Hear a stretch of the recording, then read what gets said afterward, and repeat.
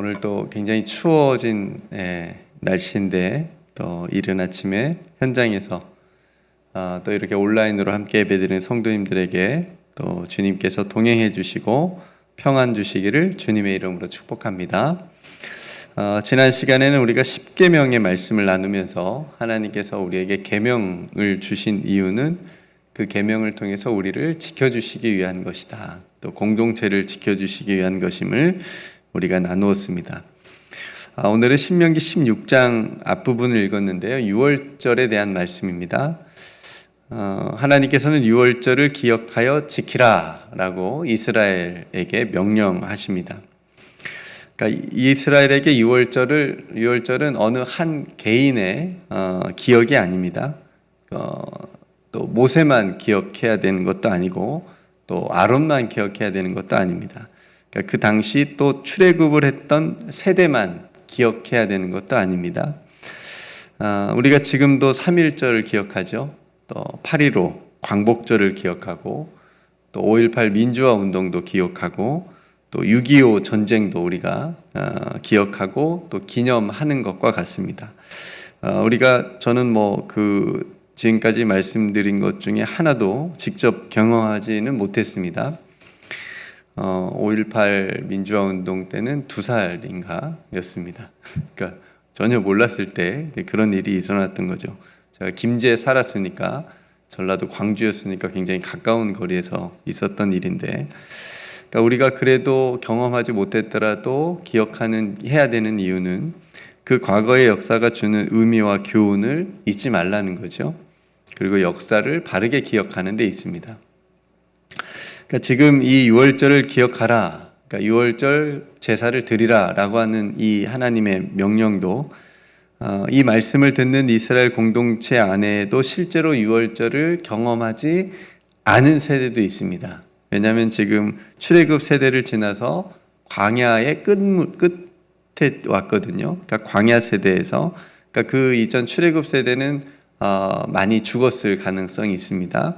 그리고 광야 세대에서 지금 가나안 약속의 땅을 향해서 가는 세대로 넘어가는 때이기 때문에 그럼에도 불구하고 유월절을 기억하여 제사를 드리라 라고 말씀하신 것은 이 유월절을 통해서 하나님께서 행하신 일을 기억하라는 겁니다.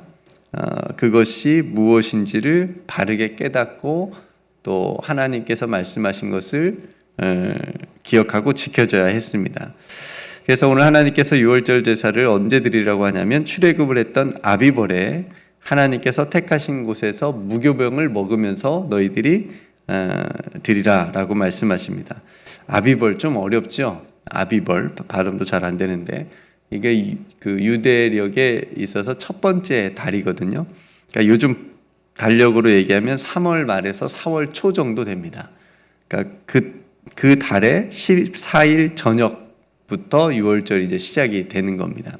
그러니까 오늘 말씀하신 것처럼 밤에 라고 하니까 저녁부터 드리게 되는데, 그리고 또 무교병을 먹으라고 합니다. 그러니까 애굽에서 나올 당시에 급박한 어떤 그런 순간들을 기억하면서 이것을 그때만 기억하라고 하지 않고 평생 그날을 기억하라고 말씀하십니다. 그러니까 이처럼 유월절은 이스라엘에게 있어서는 하나님께서 행하신 그 놀라운 구원을 몸과 삶으로 반복해서 평생 동안 기억하게 하는 예배가 되었던 거죠. 그래서 이스라엘 백성들에게 유월절이 굉장히 중요한 겁니다.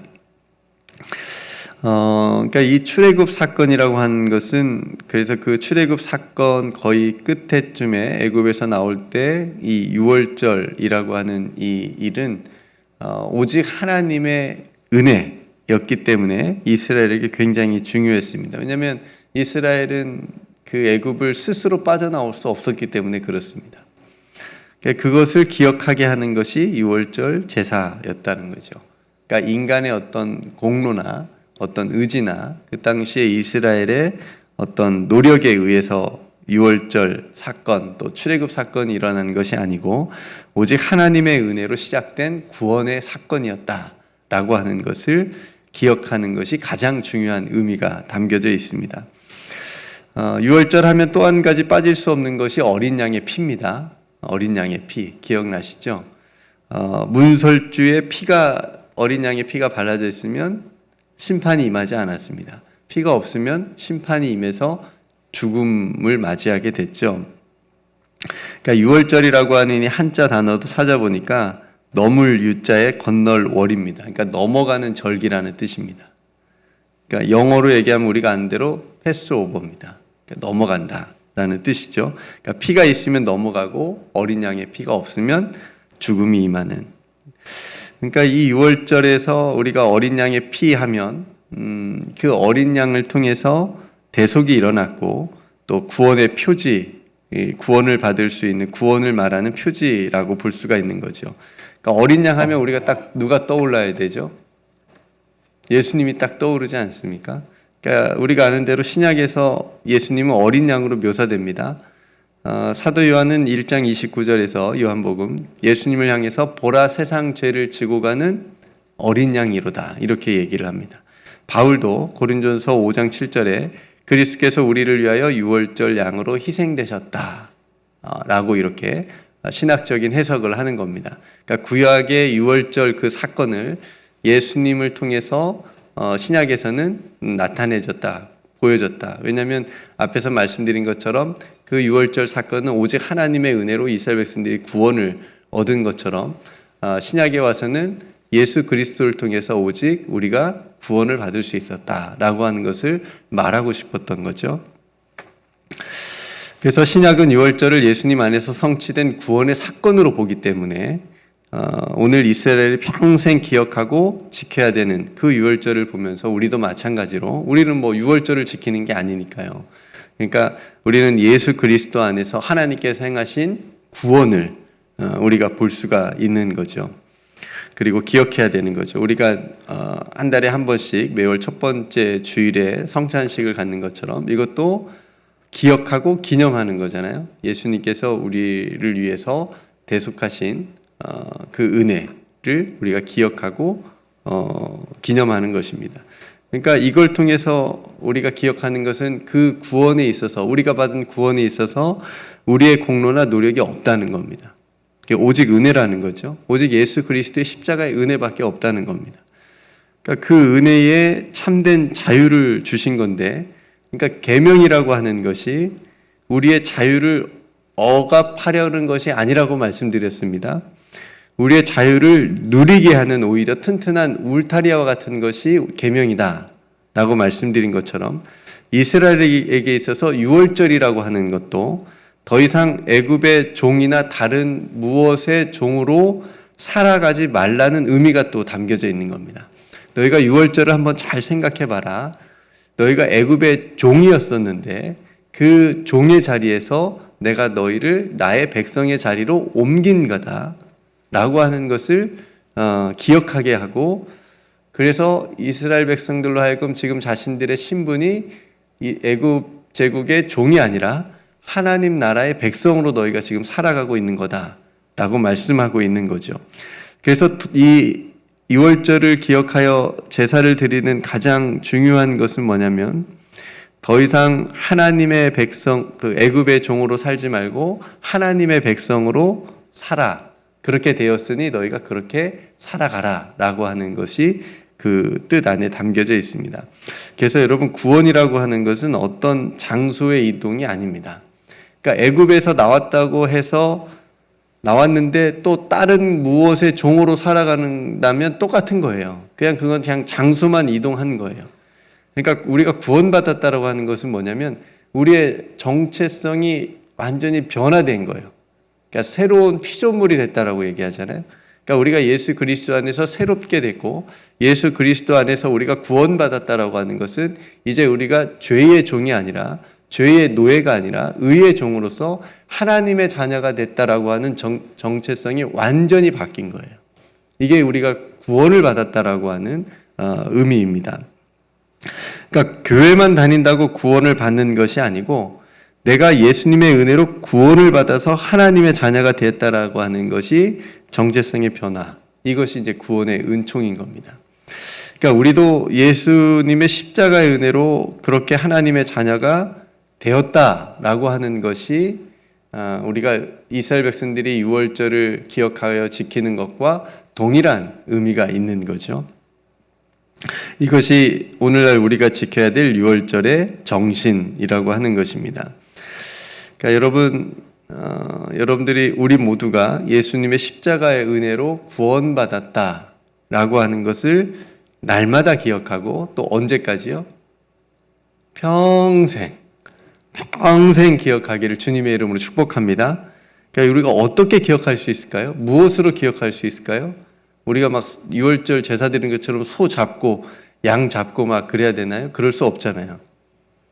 바로 예배입니다. 예배.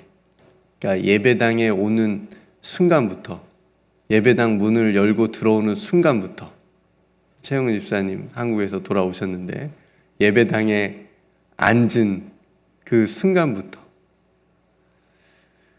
우리가 드리는 예배를 통해서 기억하고 드려야 되는 가장 중요한 고백은 항상 구원의 은혜입니다. 가장 먼저 그게 떠올라야 됩니다. 하나님, 십자가를 보면서 예수 그리스도를 통해서 저를 구원해 주신 것을 감사합니다. 제가 죄의 노예로 살아왔는데 제가 하나님의 자녀가 되게 해주신 것 너무너무 감사합니다. 이게 가장 큰 예배에 있어서 중요한 첫 번째 고백이 돼야 됩니다. 그러니까 여러분, 단순히 우리가 과거에 구원받았다라고 하는 그 기억과 그 과거의 은혜에 머무르지 않기를 바랍니다. 그럼 예배 때 딴 생각해요. 예배 때 딴 거 생각합니다. 예배 드려도 걱정, 의심이 가득해요. 근데 가장 하나님께서 나를 구원해 주셨다라고 하는 생각이, 그 은혜가 충만하게 되어지면 염려와 걱정이 저마침 떨어져 멀리 지나갑니다. 왜냐하면 이게 우리의 삶에서 가장 중요하기 때문에 그렇습니다. 그래서 하나님께서는 이스라엘에게 오늘 유월절을 통해서 그 출애굽의 은혜가, 그 구원이 과거의 구원의 은총으로 그냥 회상되는 데 멈추지 않고, 거기에 그렇게 하지 않고 오늘 순종과 예배로 이어지기를 바라셨던 거죠. 오늘. 그래서 날마다. 그래서 평생. 마찬가지로 우리들도 마찬가지입니다. 우리도 얼마나 예배 많이 드려요. 새벽 예배 드리고 주일날 드리고 얼마나 많이 드립니까? 오늘 저녁에 또 금요 기도회도 할 텐데. 그런 모든 예배를 통해서 하나님께서 우리에게 베풀어 주신 그 구원의 은혜가 과거가 아니라 오늘의 구원의 은혜로 드려지는 예배가 되게 하신다는 거죠. 그런 예배자가 되기를 주님의 이름으로 축복합니다. 그래서 예배를 통해서 날마다 구원이 여러분 안에 이루어져서 오늘 하루도 예수 그리스도 안에서 살게 하시는 십자가의 능력이 우리 모두의 삶에 가득하기를 주님의 이름으로 축복합니다. 그래서 나는 오늘 또 구원받았다. 나는 오늘 또 구원받았다. 그 구원의 은총에 감사하며 나는 오늘 또 살아간다 라고 하는 신앙 고백으로 오늘 이 아침도 시작하실 수 있기를 주님의 이름으로 축복합니다. 함께 오늘 말씀을 생각하면서 기도하기를 원합니다. 하나님께서 베풀어 주신 구원의 은혜가 오늘 여러분들의 기도 가운데 또 삶 가운데 충만하기를 소망하면서, 또 몸이 아픈 성도들을 위해서 기도해 주시고 오늘 저녁 금요 기도회를 위해서 또 함께 기도해 주시기를 원합니다. 여러분 각자 또 하나님 앞에 기도할 기도의 제목으로 나아가도록 하겠습니다. 제가 먼저 기도하고 함께 기도드립니다.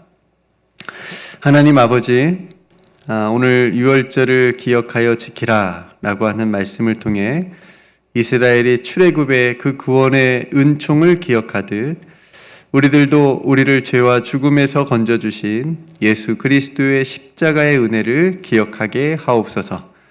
그 십자가의 은혜를 과거의 기억으로만 여겨 혹 옛 생활로 돌아가지 않게 하시고 오늘의 구원의 은혜와 감사로 또 기쁨이 가득하게 하여 주옵소서. 그래서 사랑하는 성도들이 날마다 구원받은 하나님의 자녀로 복음에 합당하게 살아가는 오늘 하루가 다 되게 하여 주옵소서. 오늘 또 우리에게 구원을 주시는 우리 구주 예수 그리스도의 이름으로 간절히 기도드리옵나이다. 아멘.